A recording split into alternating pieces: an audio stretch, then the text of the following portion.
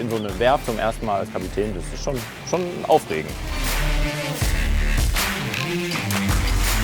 Da wird alles sowohl von vorne, von hinten, überall wird alles immer in Glanz erstrahlen.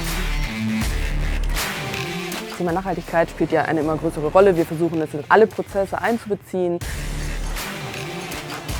Und es ist echt schon eine faszinierende Nummer, was hier gerade abgeht.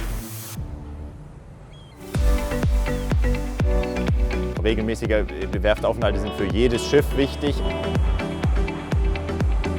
Die Werfzeit hier nach 5 Jahren jetzt ist im Endeffekt nichts anderes als beim Auto alle 2 Jahre zum TÜV.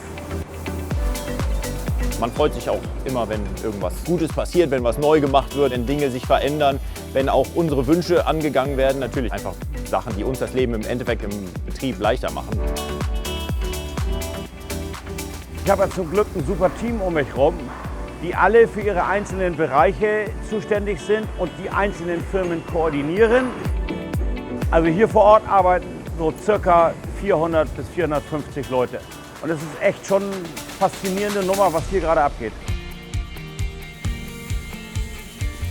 Es fängt ja erstmal damit schon mal an, dass die ganze Farbe vor allem am Unterwasserschiff erneuert worden ist inzwischen. Sieht schon sehr, sehr gut aus. Insgesamt sind hier auf diesem Schiff jetzt 5 verschiedene Schichten drauf. Wir wollen eine bestimmte Schichtstärke erreichen, damit wir das Schiff für 5 Jahre im Wasser vorbereiten können. Wir haben ja hier einmal das kalte Wasser in der Antarktis. Teilweise haben wir Eisgang. Und dann wiederum, wenn das Schiff den Amazonas fährt, sehr warmes Süßwasser. All diese Dinge beeinflussen natürlich einen möglichen Algenbewuchs. Und da hat sich diese Farbe als wirklich hervorragend herausgestellt. Wenn man es mal so unter uns sagt, wir schonen das ja auch nicht so richtig, ne? Die Farben.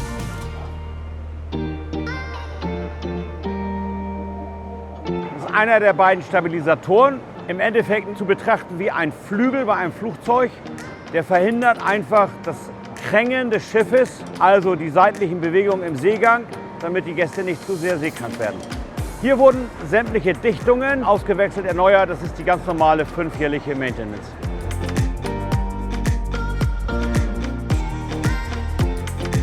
Ja, das ist eine der Klassifikationsvorschriften, dass bei jeder 5-jährlichen Dockung der Anker inklusive der gesamten Ankerkette im Dock ausgelegt werden muss, damit der Verschleiß der Ankerkette gemessen werden kann. Wir reinigen sie auch und wir markieren die Schickel neu.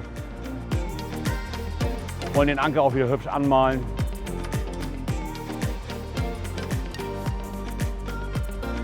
In der Werft ist es natürlich schon so, dass ich weniger Papierkram habe, wie man das normalerweise hat. Sonst hat man immer Vorbereitungen für die Reise. Man muss immer mit den Häfen kommunizieren. Das haben wir natürlich jetzt eher nicht. Dafür hat man jetzt hier die Kommunikation mit den ganzen Technikern, mit den verschiedenen technischen Managements, weil wir sowohl bei TUI als auch bei RCG unterwegs sind. Mit den Kollegen muss man sich abstimmen, man muss Abnahmen machen, man muss gucken, geht es alles so voran, wie das soll, dass man den Kollegen über die Schultern guckt. Man hat hier auf der Brücke natürlich auch technische Abnahmen. Das meinte auch hier.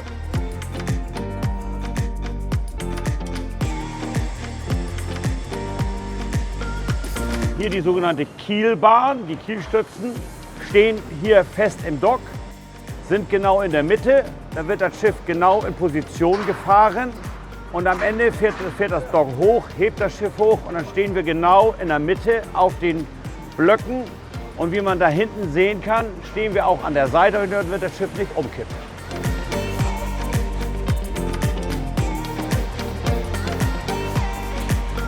Dafür nutzen wir die notwendige Zeit eben auch für extrem viel Überholungs-, Reparatur-, Verschönerungsarbeiten im Innenbereich. Fußbodenarbeiten, neue Teppiche, neue Fliesen, Tapetenarbeiten. Ganz viele Kleinigkeiten, die sicherlich auch spannend sind, auch hinterher für die Gäste rauszufinden.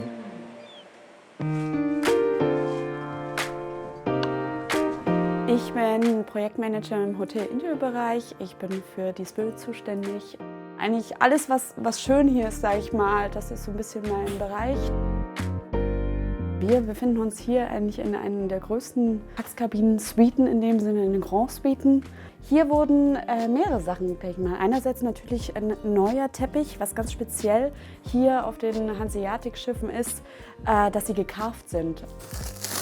Gecarved ist quasi eine ganz besondere Technik, dass hier quasi der Teppich eingeschnitten ist, damit das Ganze ein bisschen mehr Volumen gibt, dass es eine ganz bestimmte Optik hat, hochwertig ist. Genauso haben wir die Polster ausgetauscht.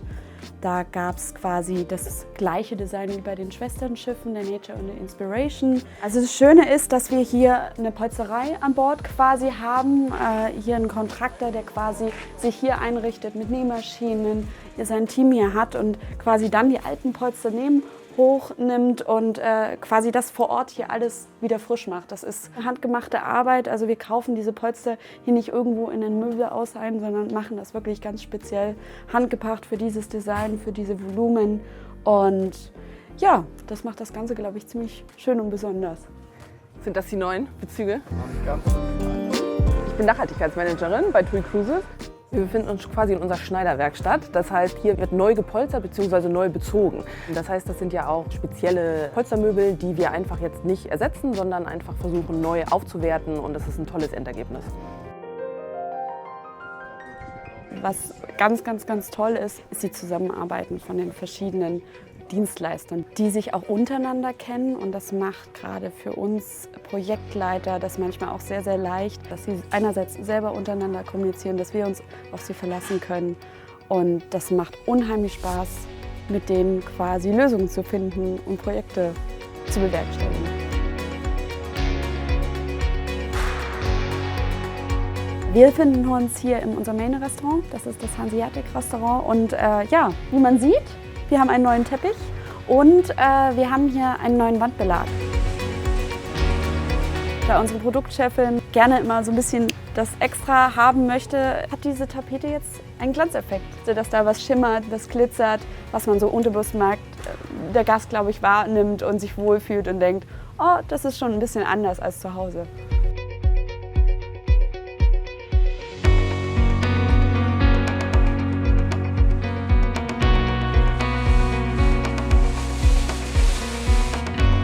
Wir sind jetzt hier im L'Esprit.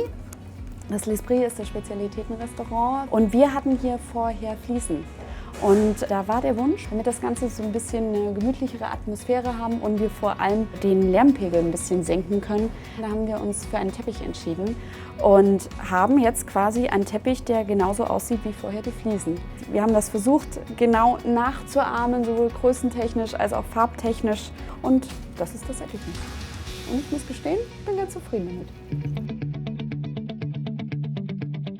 Wir sind hier an Bord dafür verantwortlich, dass der Abfall in Sortenreihen getrennt wird und dann bestmöglich an Land verarbeitet werden kann. Wir haben ja einen Environmental Officer, der mein Schiff flottet hier an Bord. Das heißt, das ist natürlich fantastisch, so eine Unterstützung zu haben. I'm Environmental Officer on my ship fleet and I just came here to be the support of the project team regarding the garbage separation. And I must say that I enjoy it a lot. First of all, we need to set up the proper waste management and waste separation on scene. At the beginning of the project, we had a lot of tilings, a lot of construction waste and a lot of carpets. At the end of the dry dock, we are expecting like a lot of plastic, paper and protection material. We try to separate as much as possible. We try to donate as much as possible. We had fire extinguishers. Ja, das Thema Nachhaltigkeit spielt ja eine immer größere Rolle. Wir versuchen es in alle Prozesse einzubeziehen, dort womöglich umzusetzen, auch immer ein bisschen neue Wege zu gehen. Hier in Norddeutschland arbeiten wir ganz viel mit der Hafenhilfe zusammen. Die sind ein Riesenunterstützer, die haben ein riesengroßes Netzwerk. Also da finden wir immer sehr gute soziale Abnehmer, Organisationen, Einrichtungen, die das dann sehr gut weiterverwenden können. Diese Feuerlöscher werden tatsächlich an die Ukraine-Hilfe gehen und werden dort dann weiterverwendet werden. Insgesamt bekommen wir ungefähr 35, die noch von Bord kommen werden und einiges weitere an Equipment dazu. Die Feuerlöscher sind noch in einem guten Zustand, sind auch funktionsfähig und können deshalb gut weitergegeben werden, beispielsweise für Trainingszwecke.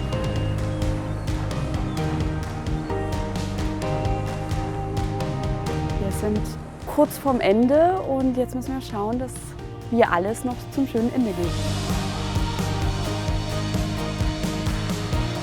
Ich freue mich tatsächlich schon jetzt auf die nächste Reise. Wir haben ja ganz viele Gäste, die immer wieder kommen, die dann bestimmt sich auf die Suche machen werden, was da sich verändert hat. Ich glaube sofort, wenn Sie in die Rezeption kommen, da wird alles sowohl von vorne, von hinten, überall wird alles im neuen Glanz erstrahlen.